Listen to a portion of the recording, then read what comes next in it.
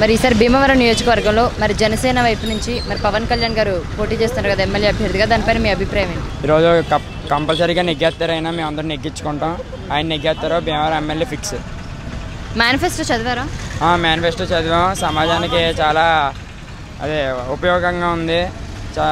సమాజంలో ఏమైనా మార్పు రావాలంటే కేవలం పవన్ కళ్యాణ్ గారి వల్లనే సాధ్యం. మరి ఉచిత విద్య అనేది అసలు పాసిబుల్ అవుతుందంటారా? ఆయన తలుచుకుంటే ఏదైనా పాసిబుల్ అవుతుంది. పవన్ కళ్యాణ్ గారు తలుచుకుంటే పవన్ కళ్యాణ్ కంపల్సరీ గెలుతాడు. బాగా చెప్తాండి. ఇక్కడ వన్ సైడ్ 70,000 మంది కాపులు ఓట్లు ఉన్నాయి. 2,60,000 మంది మొత్తం ఓటింగ్. ఇక్కడ ఈ మార్పు చేర్పు కొత్తని బాగుంటుంది. పవన్ కళ్యాణ్ గెలుతాడని అనుకుంటున్నాం.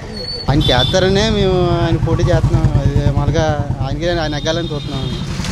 ఆయన రావాలి, వచ్చిన తర్వాత ఆయన ఏం చేస్తారనేది చేస్తారు, చేసేలాగా ఉన్నారు. ఆయన రావాలండి భీమవరం. ఆయన్ని రావాలి అని చెప్పి మేము అనుకుంటున్నామండి. భీమవరం మార్కెట్ మొత్తం చాలామంది మా ఫ్యాన్స్ కలిగితే మేము అనుకుంటున్నాం రావాలండి. అంటే పవన్ కళ్యాణ్ అంటే ఏముందని బాగానే ఉండదు. మా యూత్ అంటే ఆయనకే కదా, ఆయన వస్తే బాగానే ఉంటుంది అన్నది. మాకు బాగానే ఉన్నాడు. ఆయనకైతే చాలా బాగున్నాయి. ఆయన పెట్టిన పథకాలు కానివ్వండి, ఇంకోటి కానివ్వండి. ఆయన సినీ అనే గ్లామర్ కాదండి. ఆయన పెట్టి మెయిన్ కాన్సెప్ట్ ఏంటంటే ఆయన పెట్టిన పథకాలు ప్రజలకి బాగా అందుబాటులో ఉన్నాయండి. ఒక గ్యాస్ విషయంలో కానివ్వండి, తర్వాత ఒక రైతు విషయంలో కానివ్వండి, ప్రజలందరి పట్ల కూడా అతనికి ప్రజలకి అందరికీ కూడా సమన్వయం చేస్తారని ఒక భావంతో మేము అనుకుంటున్నామండి. ఆయన ఇక్కడ గెలిచే అవకాశం ఉందంటారా? ఒక 100% ఉందండి. ఏదో 90 రాజకీయంగా ఇప్పుడు ఉంటాయి, పార్టీ ఉండదు, మా పార్టీ వస్తున్నా ఆయన చెప్పి పార్టీ వస్తున్నారు, అదేం కాకుండా పవన్ కళ్యాణ్ ఖచ్చితంగా కూడా ఇక్కడ భీమవరంలో అత్యధిక మెజారిటీ గెలిచే అవకాశాలు. ఇక్కడ ఆయన ఒక విధమైనటువంటి జనసేన పార్టీని స్థాపించారు. జనసేన పార్టీ అనేటువంటిది జనంలోంచి వచ్చిన పార్టీ అని నేను అనుకుంటున్నాను. దాని ప్రకారంగా చూస్తే ఆయన భీమవరం నియోజకవర్గం నుంచి పోటీ చేస్తున్నారు.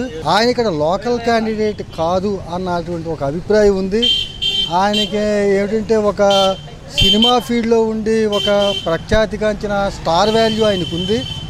అంచేత ఎక్కువగా సినిమాల్లో బిజీ అవుతారనేటువంటి ఉద్దేశంతో హైదరాబాద్లోనే ఆయన ఉండొచ్చు. కానీ ఇక్కడ ఉన్నటువంటి భీమవరంలో ఉన్న ప్రజల యొక్క సమస్యలు, పబ్లిక్ దీని యొక్క సమస్యలు ఆయనకి పూర్తిగా అవగాహన ఉండకపోవచ్చు అని నా అభిప్రాయం. మరి ఆయన ఇక్కడ ఏ విధంగానూ ఇక్కడ నివాసం ఉండకపోగా ఆయన ఎక్కడో షూటింగుల్లో బిజీగా ఉంటారు. అంచేత పూర్తి న్యాయం ఒకవేళ గెలిస్తే ఈ కాన్స్టిట్యుయెన్సీకి ఆయన పూర్తి న్యాయం చేయలేకపోతారని నా యొక్క అభిప్రాయం అండి. మరి ఈసారి ఇక్కడ భీమవరం నియోజకవర్గం నుంచి పవన్ కళ్యాణ్ గారు ఎమ్మెల్యే అభ్యర్థిగా పోటీ చేస్తున్నారు. ఇక్కడ మెయిన్ ఏంటంటే ఇక్కడ 2 సీట్లు పోటీ చేస్తున్నాడమ్మా. ఆయన ఏ సీట్ ఉంచుకుంటాడో ఎవరికి తెలియదు. దాని మూలాన ఏంటంటే కొంచెం టఫ్గా ఉండొచ్చు. పవన్ కళ్యాణ్ కొత్తగా వచ్చిన నాయకుడు, ఇంకా నెక్స్ట్ టైం అవుతుంది, ఇంకా రూపాయలు అవుతుంది కనుక ఆయనకి అనుభవం వస్తుంది. కాబట్టి అప్పుడు సీఎం కనుక నిలబడినా పర్వాలేదు. ఫస్ట్ 10 సంవత్సరాల నుంచి జగన్ చేస్తున్నారు కాబట్టి జగన్కి ఈసారి అవకాశం ఇస్తే బాగుంటుంది. ఆయన సినిమా రంగంలో వ్యక్తి పోటీ చేస్తున్నారు, అంతవరకు కరెక్టే. కానీ లోకల్గా మాకు ఎంతవరకు అందుబాటులో ఉంటారనేది మెయిన్ మా ప్రశ్నార్థకం. ఏంటంటే మాకు ఏదైనా సమస్య ఉంటే, మాకు ఏదైనా ఉంది అంటే ఆయన్ని కలవాలంటే మేము ఎక్కడికి వెళ్ళలేము కదా. మాకేంటంటే లోకల్గా ఉన్న వ్యక్తి అయితే మాకు బాగుంటుందని మా అభిప్రాయం. పైకి దట్టు ఆయన 2 నియోజకవర్గాల్లో పోటీ చేస్తున్నారు. ఇక్కడ ఉంటారా లేకపోతే ఇది క్యాన్సిల్ చేసుకుంటారో కూడా తెలియదు. 100% గ్రంథి శ్రీనివాస్ గారు విజయం సాధిస్తారండి.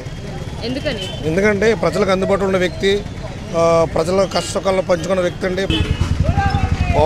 పవన్ కళ్యాణ్ ప్రభాకరం ఆ సామాజిక ఓట్ల మీద ఆధారపడి ఉంటుంది తప్పండి. ఆయన ప్రజానాయకుడేం కాదండి.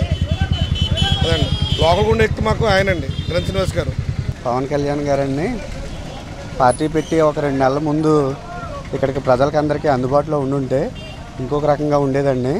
కానంటే ఇక్కడ భీమవరం మాత్రం గన్సీని గారు అత్యధిక మెజార్టీ తోటి గెలుపొందుతారండి. ఇప్పుడు ప్రస్తుతం చూస్తున్న పరిస్థితులను బట్టి మరి టీడీపీలో ఎక్కువ అవినీతి ఉందంటారా, వైఎస్ఆర్సీపీలో ఎక్కువ అవినీతి ఉందంటారా? టీడీపీలోనే ఎక్కువ ఉందండి అవినీతి. అయినా జగన్ గారు అవినీతి చేయడానికి ఆయన ఏం పరిపాలించారనండి, ఏమి ఇచ్చేసారనండి? వైఎస్ఆర్లో అవినీతి ఉండటానికి ఆయన ఏదన్నా మనకి సీఎం చేశారా లేకపోతే ఏమన్నా చేశారండి? అదే టీడీపీలోనే ఎక్కువ అవినీతి ఉంది. దానికి ఏముందమ్మా, మామూలుగానే స్థానికులు మేము ఎన్నుకుంటాం కానీ ఎక్కడి నుంచి వచ్చిన వాళ్ళని ఎన్నుకోం. కాకపోతే ఆయనకి బట్టి అభిమాని మట్టుకి ఫ్రీకి ఇస్తాం. ఆయన ఎప్పుడు అభిమానమే మేము. కాకపోతే ఇక్కడ ఎన్నికల్లో మాకు ఒక గంధి సీని గారు ఆయన మీద పరపతి ఆంజనేయుల మీద మాకు రెస్పెక్టబుల్ ఉంటుంది.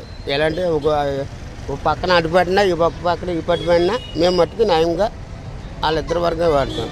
ఈయనకంటే అభిమానులుగా ఎప్పుడు ఉంటాం. ఆయన గురించి మాకు అంతగా తెలియదమ్మా, సినిమా యాక్టర్ కదా, అంత గురించి మాకు తెలియదు. ఇక్కడ మాకున్నది అంజిబాబు గారు, మా ఎమ్మెల్యే గారు, మాజీ ఎమ్మెల్యే గారు గంధి శ్రీనివాస్ గారు. వాళ్ళిద్దరిలో ఇప్పుడు వైఎస్ఆర్సీపీకే చాలా బాగా పొజిషన్ ఉంది. ఈ వీడియో మీకు నచ్చినట్లయితే లైక్ చేయండి, షేర్ చేయండి. మరిన్ని ఇంట్రెస్టింగ్ అప్డేట్స్ కోసం సోషల్ పోస్ట్ యూట్యూబ్ ఛానల్ని సబ్స్క్రైబ్ చేయడం మాత్రం మర్చిపోకండి. ఎప్పటికప్పుడు వీడియోలు నోటిఫికేషన్గా రావాలంటే పక్కనే ఉన్న బెల్ బటన్ కూడా ప్రెస్ చేయండి. మా సోషల్ పోస్ట్ యూట్యూబ్ ఛానల్ని ఇన్స్టాగ్రామ్, ట్విట్టర్, ఫేస్బుక్లలో కూడా ఫాలో అవ్వచ్చు.